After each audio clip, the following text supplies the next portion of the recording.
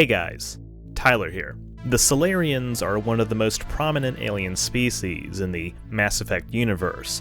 The second species to join the Citadel, this race has a number of distinctive traits that sets them apart from other species in the games.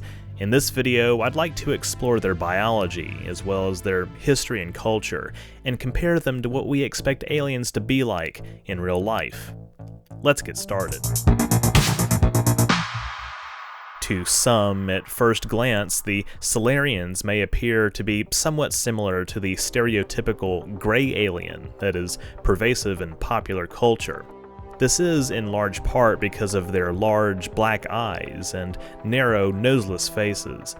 In fact, as Mass Effect Associate Art Director Matt Rhodes revealed in an interview with Game Informer, during the design process, Rhodes' team received a memo from the writers outlining how the Salarians may have been the ones who crashed at Roswell in the Mass Effect timeline.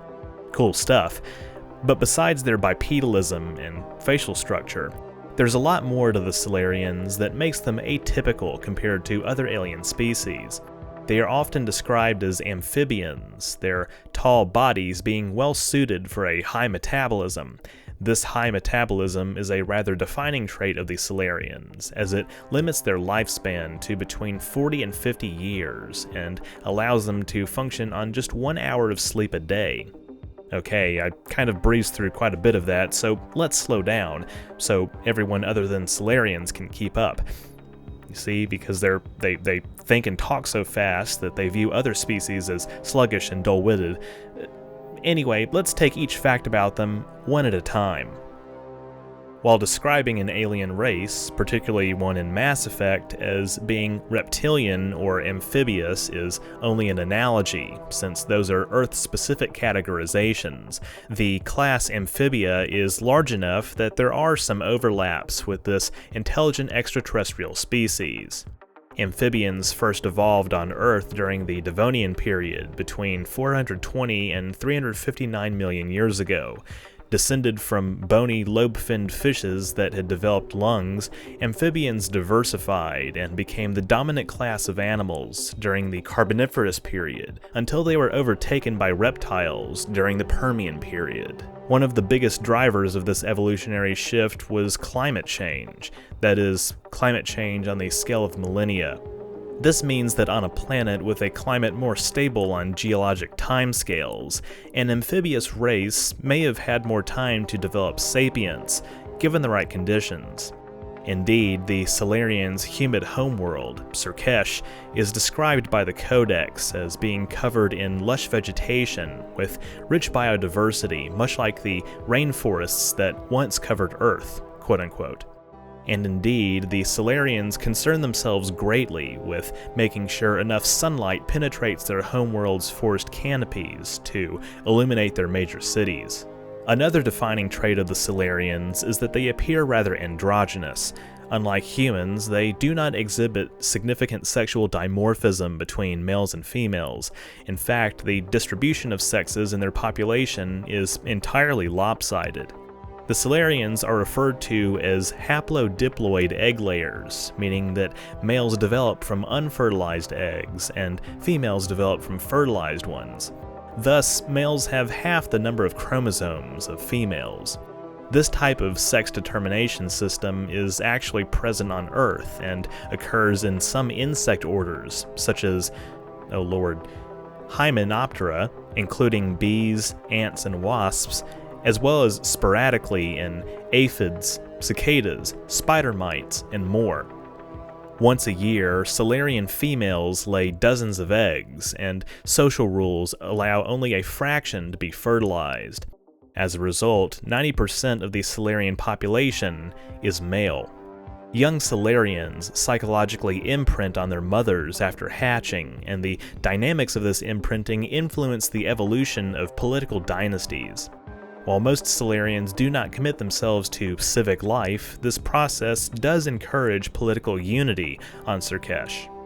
Also, for Salarians, sex is purely for reproduction, and they do not have the same hormone-based sex drive and desire for sexual pleasure that humans have. That said, they can still be attracted to Asari, a phenomenon I explore a little more deeply in my video about that species.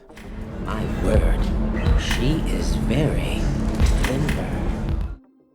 The Salarians were thriving on Surkesh 50,000 years before the modern age, around the same time that humans reached behavioral modernity, albeit in a largely primitive state. The Protheans considered them lizard people. They ate insects and licked their eyeballs, and their body parts were considered delicacies. Eventually, the Salarians progressed technologically to the point of developing interstellar spaceflight. The Salarians govern a decent-sized territory beyond dark space, and they discovered the Citadel only a few decades after the Asari. The two species opened diplomatic relations, and they became founding members of the Citadel Council. The Salarians are seen as the premier intelligence and information-gathering arm of the Council, earning their species' respect among much of the galactic community, but suspicion from some humans and a few other races. Salarians also pride themselves as being very innovative. Their economy is based on bleeding-edge technology. Salarian industries are leaders in most fields, and their products are known for their superior quality control. Among their most widely deployed inventions include GARDIAN anti-missile and anti-laser turrets on the exterior hulls of starships. But one of their most notorious technological achievements remains controversial. I'm referring, of course, to the genophage. The genophage is a biological weapon that was used to effectively sterilize the Krogan species, culling their population growth. The Salarians had previously given the Krogan advanced technology, helping to put less strain on their population, and thus giving them room to grow faster than ever before on their homeworld. The Krogans' exceedingly high birth rates eventually resulted in them overrunning Citadel space, aggressively claiming several planets as their own. The genophage was created to end the so-called Krogan Rebellions and was administered by the Turians, changing galactic history forever. Mordin Solus even worked on a variant of the genophage to quell Krogan who had become resistant. If you talk to him in Mass Effect 2, you'll quickly come to realize that Mordin has always had concerns about the ethics of the project and even turned to religion to find solace.